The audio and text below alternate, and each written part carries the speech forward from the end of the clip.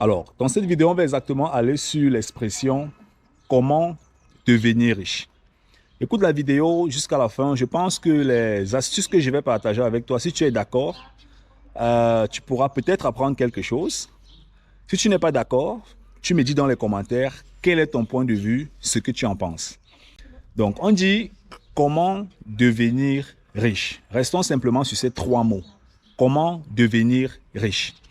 Alors, quand on dit comment, ça veut dire qu'on ne connaît pas, on cherche une possibilité. On cherche à trouver une solution. Donc, on a un problème. Comment? On a un problème qu'on veut résoudre. Devenir, c'est le futur. Donc, ça veut concrètement dire qu'actuellement, dans le présent, on a une situation qui peut-être ne nous plaît pas. Et dans le futur, on aimerait atteindre une autre situation. Maintenant, riche, c'est un état, une situation sociale. Donc, actuellement, on est pauvre.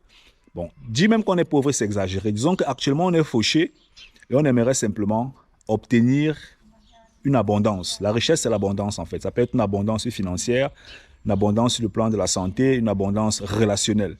Donc, quand on dit comment devenir riche, on cherche donc une solution présente qui permet d'atteindre un certain objectif plus tard. Alors, si on prend le mot devenir, dans le mot devenir, on va se rendre compte que devenir, c'est le futur. Mais pour devenir, il y a plusieurs étapes. La première étape dans devenir, allô? La première étape dans, c'est vous.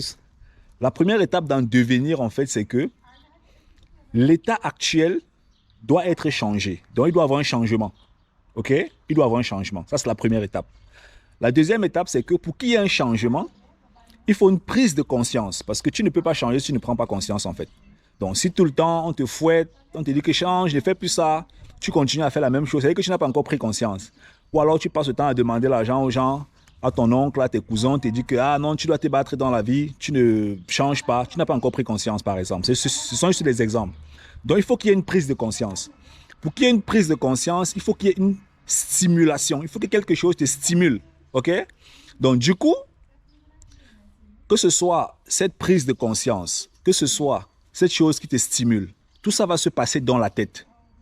Donc, nous ne sommes pas encore dans la richesse que tu aimerais obtenir, que ce soit une richesse spirituelle, financière, santé, relationnelle, peu importe. Nous sommes encore sur toi-même.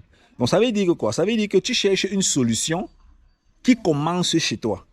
Commence la solution, devenir un état futur qui dépend d'une prise de conscience actuelle pour engager un changement qui te permet plus tard d'atteindre un résultat souhaité qui est riche dans un domaine précis. Alors, dans notre communauté africaine et dans la vie de beaucoup d'Africains, le concept, bien les principes d'enrichissement sont souvent beaucoup plus axés sur l'acquisition des choses, je vais dire, matérielles. OK? Si j'ai la voiture, si je suis riche.